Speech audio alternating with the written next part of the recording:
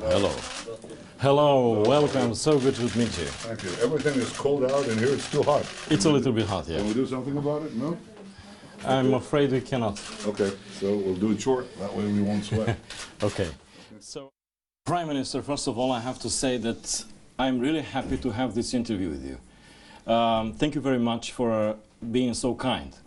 And I have to say that I'm sorry that we are not doing this interview in Bucharest, as we waited for your visit. Why did you cancel it? Well, we had some technical problems, but I intend to come to Romania. It's not my first time that I would be going there, and we have a special feeling for it. When you are thinking to Romania, could you describe three things who are coming in your mind? Yes. Warmth, warmth, warmth.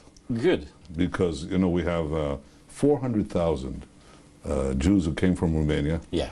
They're great patriots of Israel, but they're great patriots of Romania. And so it's a human bridge. For example, my personal doctor is from Romania. Wonderful man. He is indeed, and he tells me wonderful things about Romania, but I found out myself in my meetings and in my visits. He is one of the best ambassadors for Israel. All the time when I'm talking to him, he is so amazing, man. I mean, he's talking about his country, but he is so in love with Romania, so he's an amazing man. Prime Minister, let me ask you directly a question that a lot of Romanians are waiting for. In the spring, the Prime Minister, the Romanian Prime Minister, Viorica Dăncilă, was in Jerusalem. And also the President of the Parliament, Liviu Dragnea. And you know all the discussions about moving the embassy from Tel Aviv to Jerusalem. And after that, in Bucharest, we had a political storm. The President, the opposition leader, even the prosecutors. How did you saw this storm, the political storm, and what do you want to say to the political leaders who are involved in this debate?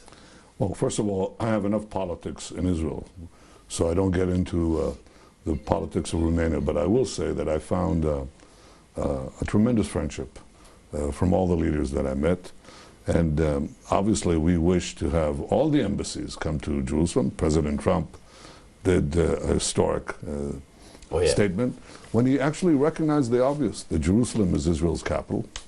It's been the capital of the Jewish people for 3,000 years, since King David, and 1,000 years before the Common Era, decided to make it our capital. This is where the seat of our government is, and that's where it'll always be. So obviously, we appreciated President Trump's move. Other countries, another country did the same. And I look forward to the day when Romania does it, and so will others. And by the way, I expect others to do it very soon. So it's a question of time, I'm sure, but it will take place. When I was asking, when the government of Romania decides to move its embassy to Jerusalem and recognize Jerusalem as Israel's capital, we'll be there with a red carpet, I assure you. Talking about our relationship, let me tell you a very brief story. I was in Jerusalem. And a lady who was serving in the restaurant was asking me, where are you from? They were saying from Bucharest, from Romania. I said, oh, really? And I was thinking to myself that probably someone from her family, it's from Romania. And she said, no. I know something from the school. Romania was a country who was not interrupting the diplomatic relationship with Israel whatsoever. So I was in Bucharest, I was in Brașov, I was in Timișoara, and she was so happy about Romania. And I realized once again that our relationship, I mean our friendship and the love between our nation is amazing. The question is, the partnership between our two states, it is on the same level, in your opinion, between our governments, is on the same level?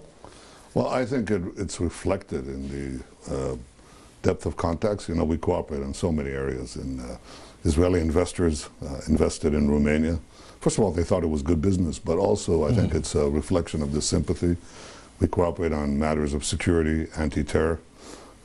Romania stands often with Israel in difficult diplomatic arenas, and we appreciate this. We recognize our friends, and we consider Romania a great friend. How do you work with the Romanian government now, and what do you expect? I mean, can we have like a grade to say our relationship with the Romanian government is, I don't know, 7. But how can you... I don't rank it as a Is that 7. 7? No, I rank it higher. It's 9. Pretty close to the top, I would say. It's 9. How can we make it 10? Well, how can we make it 1,000? Well, I'm a going million? to meet the Prime Minister right now at Yeah. this important summit. And I'm very proud of the fact that it's the first summit that a foreign leader has been invited. I take it as a compliment to my country and to my people and to our friendship. And I think that there are many ways we can make it better, and we will. But I look forward to the concrete discussions with the Prime Minister. She was in Jerusalem. Yeah. We had a very, very good meeting, and I'm sure we'll have a good one now. But it's on an upward trajectory because of the natural sympathy, because of common interests, because of common values. We are a common civilization, not only because we have this human bridge of close to 500,000 Israelis who come from Romania, but also because we're being challenged by the forces of radical Islam that want to bring down our civilization, kill our people. And we see that the sources of militant Islam are not only the radical Sunnis like Al-Qaeda, and now Daesh, ISIS, but also Iran. Iran, the radical Shiites that it leads, they have just sponsored several terrorist attacks on the soil of Europe, which we help prevent. And so we have a common interest to both bring our countries forward, bring a better life to our people, but also bring a safer life to our people against these common threats. And all of this, I look forward to discussing with the leaders here in Varna. Prime Minister, before you came here, you said in the Israeli press, to strengthen our ties with any country, but this is also a block of countries with I want to provide my policies, to change the European hypocritical and hostile approach. What is your vision for this country from this region, and how can you change the attitude that you described? Last year you said about the European Union is crazy. Now you are saying about hypocritical and hostile. How can you change that? It's an awful thing for a prime minister to be quoted. How can you possibly remember every quote that I made? You're right, I did say this, obviously. I wasn't referring to Europe. It was an important one. Yeah, but I wasn't referring to Europe or the countries of Europe, but a certain bureaucracy that often does not treat Israel fairly, and I want Israel to be treated fairly. It's the only democracy in the Middle East. It's the only democracy in a very broad radius. We believe in the values of freedom, the values of protecting all religions. You know that in Israel, Israel is the only country in the Middle East where the Christian community is not merely protected, it's thriving, it's growing. Everywhere else it's being decimated. We protect not only the religious sites, we protect the people, their right to worship. So I think that this should be reflected in the common policies of Europe, because Israel does something else that I think people are not aware of, and it's important for me to use this opportunity to make clear. We must have stopped in the last 2-3 years about 40 major terrorist attacks, not against us, but against the entire world, and dozens of them were in Europe. So we protect Europe, and I would say the fact that Israel is there, this bastion of Western values, of European values, in the heart of the Middle East, blocking the march of militant Islam, is something that protects Europe. So I expect some reciprocity and fairness, and I think that's a natural and minimal requirement. I'm sure Romania would expect the same. I have to say something that I never said in an interview in my whole career. I'm not saying good stuff about politicians or saying good stuff with a politician in the interview, but I admire your leadership, I admire your courage, I admire a lot your strength and the way that you are doing your battles for your convictions and for your nation. But I have to say that I'm in love with the story from your family. A story that my viewers know about it. It's about your brother Yoni. And I had a question in my mind, and I was thinking if I will meet the Prime Minister Benjamin Netanyahu, I will ask him that question.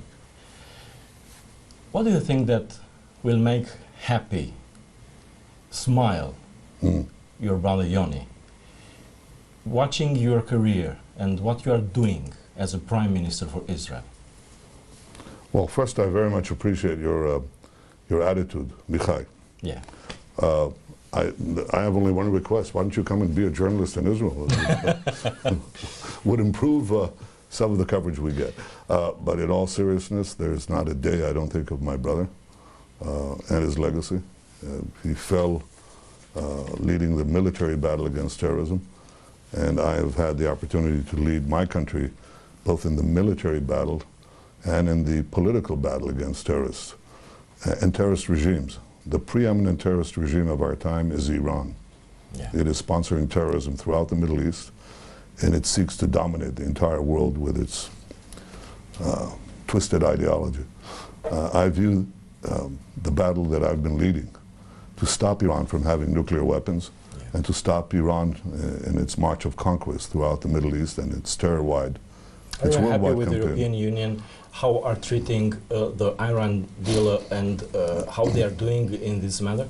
No, but I think that all countries will now, willy-nilly, will fall in line with the bold policy that President Trump has taken in the first batch of sanctions, the next batch that is upcoming. I think it makes sense not to give Iran the means to continue its campaign of aggression. Yeah. And that's really what these sanctions will do. So I hope that Europe will align itself with this policy, because I think it's the right policy. Not only the right policy in moral terms, but I think the right policy in terms of the real interests of our common civilization against those who would threaten it. You ask about my brother. Well, he was a remarkable man. He fell at the age of 30 leading... Truly hero. It's not inspiring just your nation, it's inspiring also myself and many others all over the world. Well, you know, he didn't have to die to become a legend, because he was a legend in his own life. Yeah. He led many rescue missions. He was an exceptional commander, but he was, I would say, a warrior poet. He was a man of extraordinary intelligence and sensitivity. And my mother said, expected him when he was young that he'd be a writer. Well, he became a writer because he wrote about 300 letters from the age of 17 till the age of 30, just a few weeks before he fell leading the rescue mission in Entebbe, Uganda. And we put them together into a book of letters, which I think may have been translated to Romanian. And if you read those letters, you'll have as good a window into his soul. He never wrote about the battles that he led or the decorations that he received. Not one word, not one word.